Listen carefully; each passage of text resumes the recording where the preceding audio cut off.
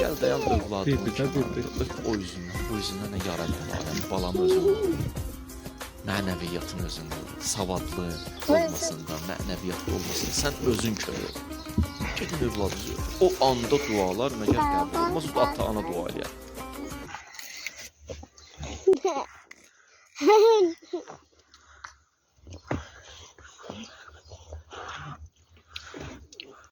Başladı. Ne?